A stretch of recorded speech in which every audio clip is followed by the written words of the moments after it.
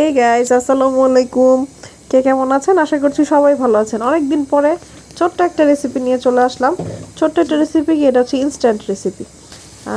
হঠাৎ করে খেতে মন চাচ্ছিল স্পাইসি নুডলস। মাঝে মধ্যে মন চায় না যে একটু স্পাইসি কিছু খাই, তো খুঁজে দেখলাম বাসায় তেমন কিছু নাই স্পাইসি খাওয়ার মতো। পরে মনে পড়লো যে একটু নুডলসই রান্না করে খাই। তো আজকে নুডলসটা বলতে পারেন ইনস্ট্যান্ট, মানে ঝটপট আর কি। কোনো কিছু খেতে মন চাইলো ঝটপট হয়ে গেলো, এরকম টাইপ। আর নুডলস জিনিসটা আমার খুব ফেভারিট, আমার কাছে খুব পছন্দ। ওইটা হচ্ছে ধরেন নুডলস চিকেন দিয়ে হোক, চিকেন ডিম তারপরে ভেজিটেবল এগুলো দিয়ে করতে গেলে সময় লাগে, প্লাস খেতেও মজা লাগে রান্না করলে। কিন্তু এর ফাঁকেও একটু নর্মালভাবে রান্না করলে ওইটাও মজা লাগে। এটা হচ্ছে ইনস্ট্যান্ট, ক্ষুধা লেগেছিল খুব, কি খাবো, ভাত খেতে ইচ্ছা করতেছিল না। তো এই জন্যে লাঞ্চ আওয়ার যদিও, তারপরও ভাত যে খাবো মন চাচ্ছিল না। আর এটা হচ্ছে একদম সাথে সাথে রেসিপিটা দেওয়া, কিছুক্ষণ আগেই করে খেয়েছি, এই জন্য এখন আজকে সাথে সাথে দিয়ে দিলাম। এটা লাইভও করা আছে একটা, লাইভে এটা রিভিউটা দেখতে পারবেন আপনারা। রিভিউটা এখানে দিই নেই আমি ইচ্ছা করি, যদি কেউ চান তাহলে লাইভে একটু রিভিউটা দেখে এসেন, কমেন্টসও করে দিয়েন। আচ্ছা, যাই হোক, আমরা রেসিপিতে ফিরে যাই, অন্য টপিকে চলে গিয়েছিলাম।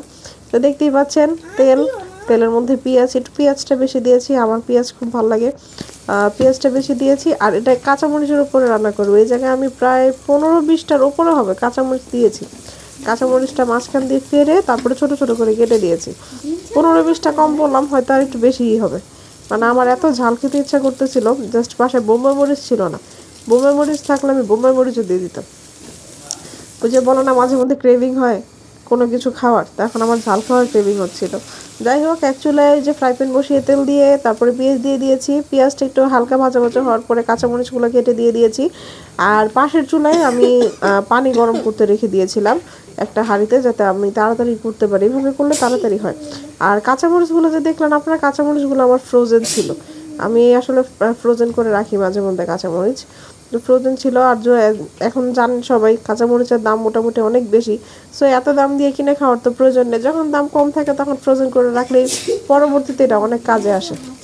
তো দেখতেই পাচ্ছেন আমি এবার সয়া সস দিয়ে দিয়েছিলাম। সয়া সস হচ্ছে সয়া সসের বোতলের যে ককটা থাকে, ওই কক দিয়ে 1 কক দিয়ে দিয়েছি, যেহেতু নুডলস অল্প। আর এই জায়গায় নুডলস আমি ইউজ করেছি মিস্টার নুডলস, আর খুব সম্ভবত ম্যাগি, বা হ্যাঁ ম্যাগি হবে। আসলে বাসায় এটা ছিল, বাসায় যার যে নুডলস আছে সে সেটা দিয়ে ট্রাই করতে পারেন। আর এগুলো আসলে কোকোলা যেগুলো স্টিক নুডলস, ওগুলো তো সিদ্ধ করতে হয়, পানি ফেলতে হয়, ওগুলোতে ঝামেলা বেশি হয়, ওগুলোতে সবজি দিয়ে রান্না করলেই মজা লাগে। আর আমি এটা প্রায় সময়, মানে যখন টাইম শর্ট থাকে এরকমভাবেই করি। আর এখন আমার মানে এত করার মতো ইচ্ছা ছিল না, জাস্ট শর্টে কিভাবে কি করব, এই জন্য শর্টকাট করা। এভাবে করলেও খারাপ লাগে না, আপনারা ট্রাই করে দেখতে পারেন। আচ্ছা, তারপরে চলে যাচ্ছি। এই তো দেখলেন পানি প্রথমে দিয়েছি, পানি ওই সাইডে ওই চুলাতে পানি বয়েল হচ্ছিল। তো পানি দেওয়ার পরে নুডলস দিলাম, দেওয়ার পরে মনে হচ্ছিল একটু কম হয়েছে, এই জন্য আরেকটু দিয়ে দিলাম বয়েল করা পানি। আর আরেকটা হচ্ছে, এই জায়গায় আমি নুডলস ইউজ করেছি 6টা, মানে 6 প্যাকেট নুডলস আর 6 প্যাকেট মশলা অ্যাজ ইউজুয়াল, কাঁচামরিচ 15-20টা, অল্প পেঁয়াজ, তেল। আজকে আমি ডিম ছাড়া রান্না করতেছি, সব সময় না ডিম দিয়ে খেতে খেতে মজা লাগে না। আমি এক এক সময় এক একভাবে নুডলস রান্না করি। নুডলস হচ্ছে এমন একটা জিনিস যেটা একদম এক রেসিপিতে সবসময় ফলো করতে হবে এরকম কিছু না, যার যেভাবে মন চাইবে বাসায় যা থাকবে ওইটা দিয়েই করা যায়। যাই হোক, আমি আজকে কথা অনেক দ্রুত বলতেছি, কেউ যদি কিছু না বুঝেন কিছু মনে করবেন না। আমি অ্যাকচুয়ালি কথাটা একটু দ্রুতই বলি সবসময়। আচ্ছা, তারপরে এই তো দেখলেন নুডলস মশলা দিয়ে দিলাম। আমি 1 প্যাকেট মশলা দিয়েছিলাম যখন যে পেঁয়াজ আর কাঁচামরিচটা ভেজে নিচ্ছিলাম, ওইটার মধ্যে দিয়ে দিয়েছিলাম। আর বাদ বাকি 5 প্যাকেট এই যে নুডলসের মধ্যে দিয়ে দিলাম। মশলাটা লাস্টে দিলে কি হয়, এটা ফ্লেভারটাও খুব ভালো লাগে, মিক্স হয়, এবং গায়ের মধ্যে মনে হয় কি লেগে লেগে থাকে, খেতেও মজা লাগে।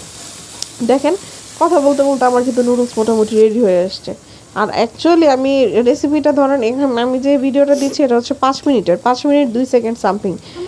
আমার অ্যাকচুয়ালি ম্যাক্সিমাম সব মিলে 7 থেকে 10 মিনিট লাগছে সবগুলা করতে। আমি ধরেন এডিট করার পরে কেটে কুটে 5 মিনিট, কিন্তু 7 থেকে 10 মিনিটের বেশি লাগে না, একদম অনেস্টলি স্পিকিং।